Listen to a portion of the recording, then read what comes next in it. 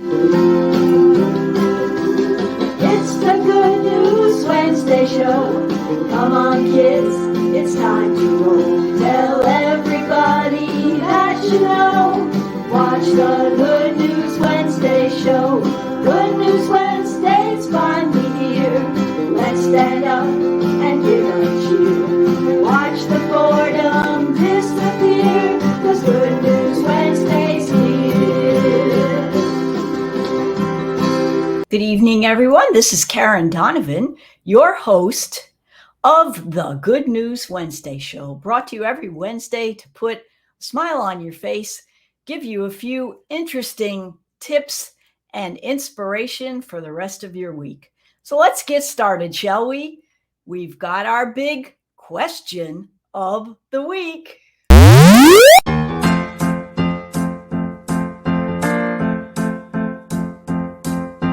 If you haven't heard our questions each week, you're in for a treat. The question this week is, what do you sit on, sleep on, and brush your teeth with? Think about it.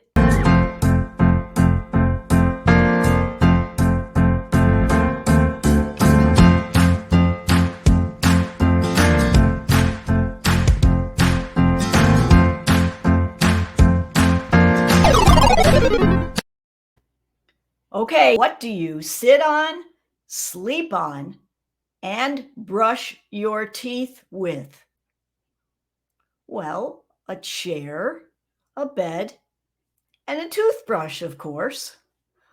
Uh-oh, did we get you again? I'm sorry. Well, anyway, now we're going on to a much more important topic. Have you ever felt like you were on a treadmill or a hamster wheel? Oh boy, well, I know I felt that way. Tonight on Strategies for a Happy Life, we're going to do a little throwback to a session that we did a little while ago that was very popular. And it's all about how to simplify your life. We all need it.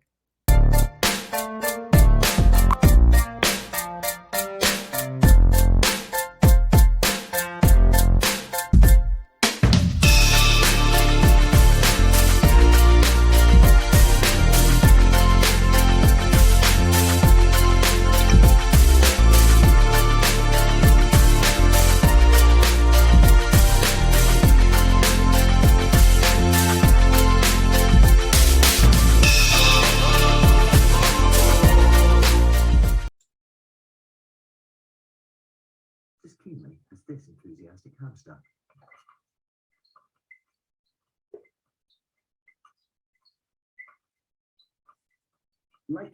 First of all, we're talking about simplifying our life. If you felt like you were on that little hamster wheel that was in the clip in the beginning, then this is for you, because I know I feel that way some days. So what are some of the things that we can do to simplify our life? I've got 4 things that I wrote down tonight. And the first one is, you know that saying, you can make some of the people happy some of the time, but you can't make all the people happy all the time. How many of you do that or try to do that? Yeah, I know, me too.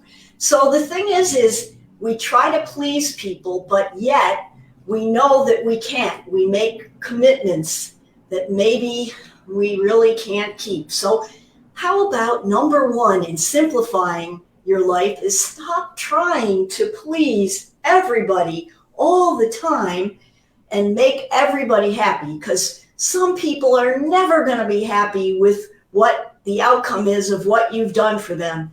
Isn't it funny?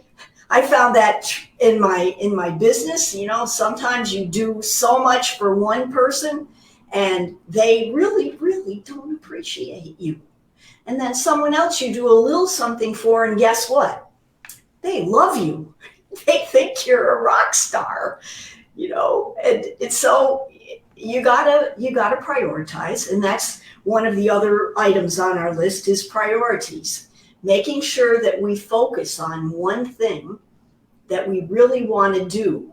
Now, sometimes it's, what's the thing you want to do around your house, and so you make a list. I'm going to talk about lists a little bit later, but, make a list. My husband's really good at this, and we prioritize, and then we take write everything down. Don't write too many things down, not more than like 5, maybe 7, and then go, okay, which is more important, number 1 or number 2? And then number 2 or number 3, and just keep going until you get the one that's the most important for you to do right now. And that will then give you more time so you can simplify your life. How about also number 3, decluttering? So everybody knows now about Marie Kondo and what things spark joy in your life, and what things you look at something and you go, no, that's just a millstone around my neck. It's something that I don't really want. I don't really need. If that's the case, get rid of it, because the more you declutter and the less things you have around, the more you'll be able to focus on the important things in life.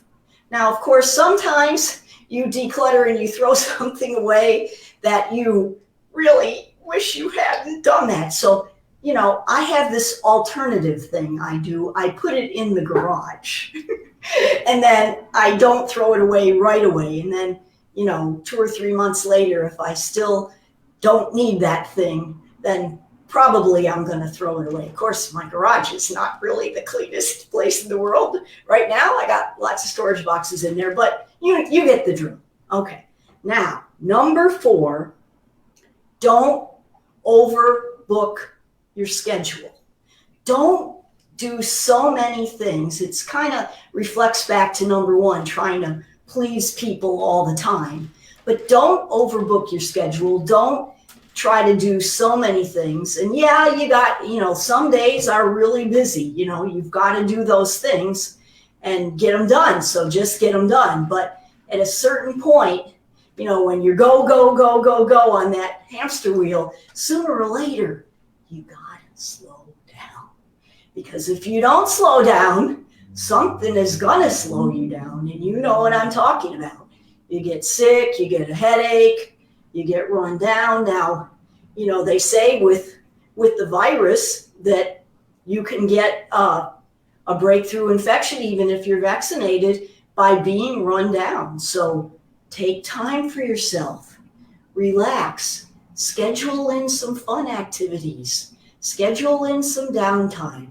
And this way, you too will be able to simplify your life.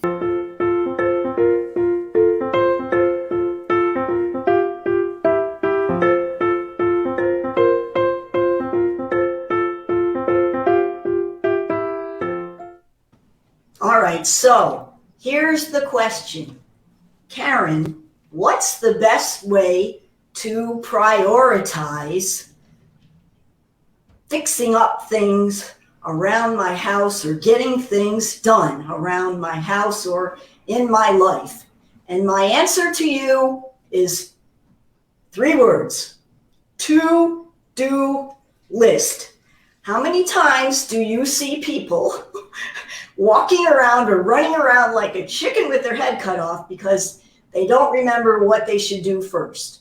So here's my thoughts on to-do lists. Number 1, make them. Okay? And do it every day, because I've got some facts for you that I think you're going to be very interested in. Number 1 is that if you spend 15 minutes in planning, you can save an hour in execution. Now, I know this for a fact because I'm one of the people that used to spend the extra hour in execution until I learned about to-do lists and really making them a priority. The second thing is, would you be surprised to know that an average person's short-term memory can only hold 7 items, that's 7 items in their mind at any one time for a short term. You know, it's like when you're trying to, unless you have a photographic memory or something cool like that, if you try to memorize like a phone number and, like 2 minutes later, boom, it's gone. You don't remember what it is. You have to keep repeating it over and over again. So if you can't keep that stuff in your head, what are you going to do? Well, what do you think a computer has? A computer has a hard drive, and then a lot of times you have a backup drive, right? Well, your brain needs a backup drive. So how about making a list? You can do it on the computer if you want, or you could just do it on a sheet of paper. We have certain things we do, and I'll include a couple of our ways of organizing a to-do list for you on my blog. But basically the thing is that you want to be able to prioritize. It helps you to stay focused and stay on track so that you can get the things done around your house. You can do the things with your family. And then it also, as you're looking at the list, it helps you to remember, well, what are the other things that I'm doing today? Because as you're going along, if you're looking and referring to your little list, and like I said, don't make it more than like 5-7 items on the list unless they're really quick things. You'll remember better what those things are. It's like studying for a test, And then third of all, when you check things off of your list, how do you feel? It motivates you, right? So make sure and write things down. Make a to-do list if you want to get those things done around your house. And that's my little tip on Real Estate Corner today.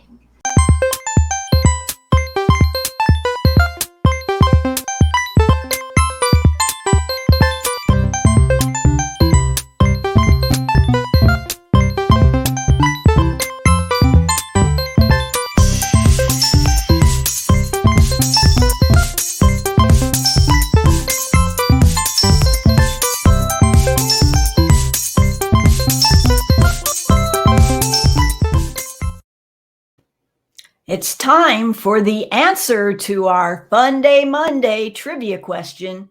And I know that those of you who have gotten the question in advance have been waiting patiently for the answer.